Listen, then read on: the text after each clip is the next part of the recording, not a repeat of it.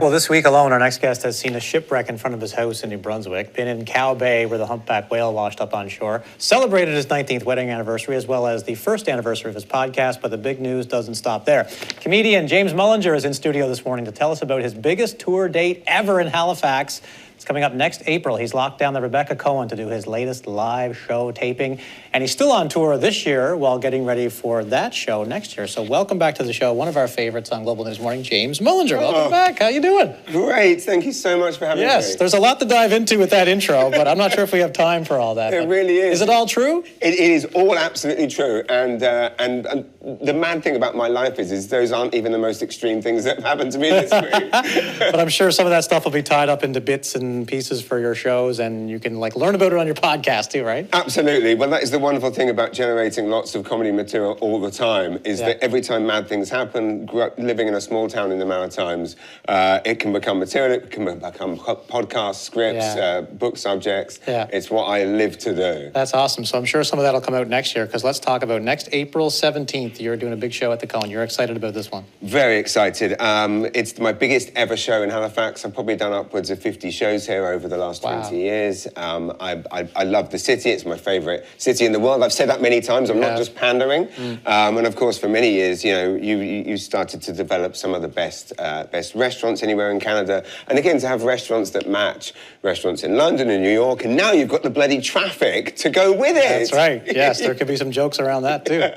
So I'm finally doing, essentially the biggest room in Halifax, the biggest theatre. I've performed on that stage once before doing The Debaters about 7 years ago when I was in favour of fog. I was on that grand stage debating in favour of fog. Not helping my cause was the fact that morning I tried to fly here from St. John and my flight was cancelled because of fog. I think it's the second foggiest city in North America or something. Well, that's it. And I moved from the #1 foggiest city in the world to the second foggiest. So it's really, really nice to be playing that big stage, but also I'm going to tape my next stand-up special for global release that night using a Halifax production company.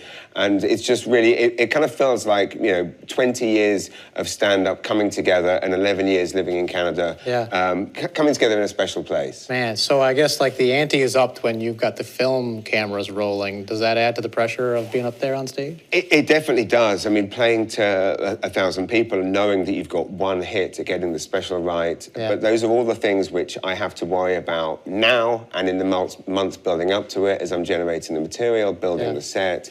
But then on the night, really what you have to do is put all of that aside and go, look, it's me with 1,000 people who share the same sense of humour as me, and we'll just have to have a good time, and it's what I live to do. So it's quite an interesting thing, compartmentalising that on the night and just going, okay, this is the same thing you do every single night, whether you're in a 50-seater in Cow Bay or a 1,000-seater. Just go out and do what you do and what you love to do. Not only are you doing podcasts, James, but stand-up, emceeing events too, author as well. You're working on a new book, which has a bit of a serious tone too, I think, right? It does, yeah. My first memoir kind of focused on my journey to Atlantic Canada and childhood bullying. And now, since that book came out, I learned that no one else was surprised by this news. I'm sure you're not, and no one watching me spend the 5 minutes will be surprised to hear that I have ADHD. What? I know! No one I tell goes, every single person, they're like, have you not seen you? Not a single person. The energy is a lot, I will say. I can't meet it, but go ahead. It's true, yeah, and it's and again, I mean, as you can probably tell, I don't take the meds either, I took them once. It was very confusing for my wife. I'm walking around the house, my arms just stayed completely still. There was none of this.